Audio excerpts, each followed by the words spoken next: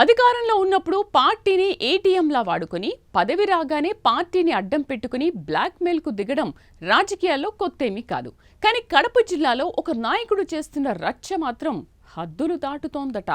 13 ఏళ్లు పదవులు అనుభవించి ఇప్పుడు రాజ్యసభ సీటు దక్కలేదని ఏకంగా సొంత పార్టీనే బజారు పడేస్తున్నారట.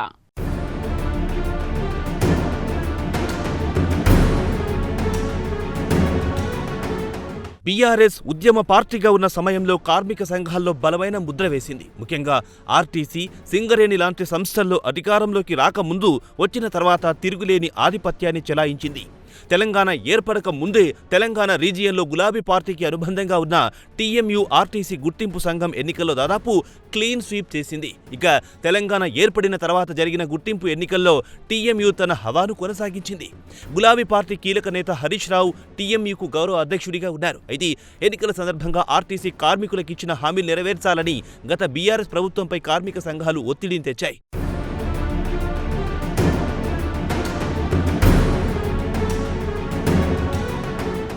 ఇక ఆర్టీసీ కార్మిక సంఘాలన్నీ కలిసి జేఏసీగా ఏర్పడ్డాయి. దీంతో నాటి కేసీఆర్ ప్రభుత్వం 51 రోజులు సమ్మె చేసినా పెద్దగా పట్టించుకోలేదు. ఆర్టీసీ కార్మికులు ఆత్మహత్యలు చేసుకున్నారు. కేసీఆర్ ప్రభుత్వం ఆర్టీసీలో అన్ని యూనియన్లను రద్దు చేశారు. గుర్తింపు సంఘం ఎన్నికలను సైతం రద్దు చేస్తున్నట్టు ప్రకటించారు. చివరిగా ప్రగతి భవన్కు పిలిచి ఆర్టీసీ కార్మిక సంఘం కార్మికులను పిలిచి వారితో మాట్లాడారు. అయినా అప్పటికీ ఆర్టీసీ యూనియన్లను రద్దు చేయడంతో జరగాల్సిన నష్టం జరిగిపోయిందనే అభిప్రాయం వ్యక్తమయ్యింది. దీంతో అసలు ఆర్టీసీలో గులాబీ పార్టీకి యూనియన్ లేకుండా పోయింది. ఇక తాజాగా కాంగ్రెస్ ప్రభుత్వం ఆర్టీసీలో గుర్తింపు సంఘం ఎన్నికలు నిర్వహించాలని భావిస్తోంది. ఒకవేళ గుర్తింపు సంఘం ఎన్నికలు పెడితే గులాబీ పార్టీకి చెందిన యూనియన్ ఎన్నికల బరిలో ఉంటుందా లేదా అనే దానిపై సందిగ్ధత నెలకొంది.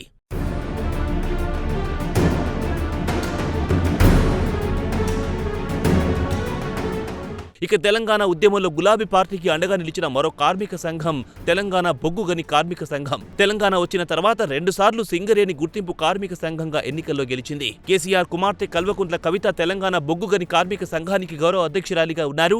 ఆ తర్వాత కవిత గులాబీ పార్టీ నుంచి సస్పెండ్ అయ్యారు. తెలంగాణ రక్షణ సేన పేరుతో కొత్త పార్టీని స్థాపించారు. దీంతో తెలంగాణ బొగ్గుగని కార్మిక సంఘానికి మాజీ మంత్రి కొప్పుల ఈశ్వర్ను గౌరవ అధ్యక్షుడిగా కేటీఆర్ ప్రకటించారు. అధికారంలో ఉన్న సమయంలో గులాబీ అధినేత కేసీఆర్ సొంత యూనియన్ నేతలను ఉద్దేశించి చేసిన కామెంట్స్ సింగరేణి యూనియన్లను ప్రశ్నార్థకంలో పడేశాయి. దీంతో సింగరేణిలో యూనియన్ నేతలు లాబియింగ్కు అలవాటు పడ్డారని, చెప్పిన మాట వినకపోతే యూనియన్లు అవసరం లేదని బీఆర్ఎస్ పార్టీ అధినేత కేసీఆర్ కామెంట్స్ చేశారు. దీంతో చేసేదేమీ లేక తెలంగాణ బొగ్గుగని కార్మిక సంఘం సైలెంట్ తగ్గింది. ఇక సింగరేణిలో మొత్తం 11 ఏరియాలున్నాయి. దాదాపు 14 అసెంబ్లీ నియోజకవర్గాల్లో సింగరేణి విస్తరించి ఉంది. గత అసెంబ్లీ, లోక్సభ ఎన్నికల్లో సింగరేణి పరిధిలో బీఆర్ఎస్ ఓడిపోయింది.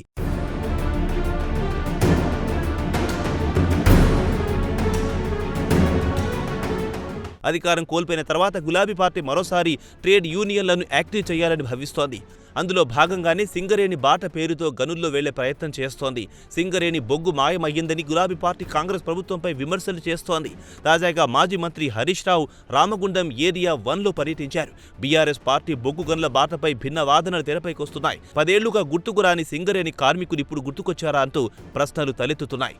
ఓడిపోయిన తర్వాత సింగరేణి కార్మికుల సమస్యలపై గులాబీ పార్టీ మాట్లాడుతోందన్న వాదనలు వినిపిస్తున్నాయి. ఇక 2023లో కాంగ్రెస్ అధికారంలోకి వచ్చిన తర్వాత జరిగిన సింగరేణి గుర్తింపు సంఘం ఎన్నికల్లో సిపిఐ అనుబంధ కార్మిక సంఘం ఏఐటియుసి విజయం సాధించింది.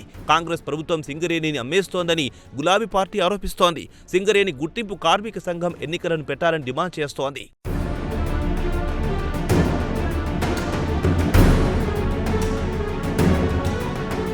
మొత్తానికి అధికారంలో ఉండగా అనుబంధంగా ఉన్న కార్మిక సంఘాలను పట్టించుకొని పింక్ పార్టీ పవర్ కోల్పోయిన తర్వాత ఇప్పుడు మళ్లీ యూనియన్లు కావాలనడం కొత్త చర్చకు దారి తీస్తోంది. అప్పుడొద్దు ఇప్పుడు ముద్దు అనడం వెనక మర్మమేంటనే డిస్కషన్ జరుగుతున్నాయి. ఆర్టీసీలో గుర్తింపు సంఘం ఎన్నికలకు కాంగ్రెస్ సర్కార్ సిద్ధమవుతుండగా అటు తన అనుబంధ సంఘాన్ని యాక్టివ్ చేస్తూనే ఇటు సింగరేణి సంస్థ పరిరక్షణ కోసం సదస్సులు నిర్వహించేందుకు శ్రీకారం చుట్టింది. మరి సింగరేణి బాట పేరుతో ఓట్ల వేటకు సిద్ధమవుతున్న గులాబీ పార్టీని సింగరేణి కార్మికులు ఏ మేరకు ఓన్ చేసుకుంటారో చూడాలి.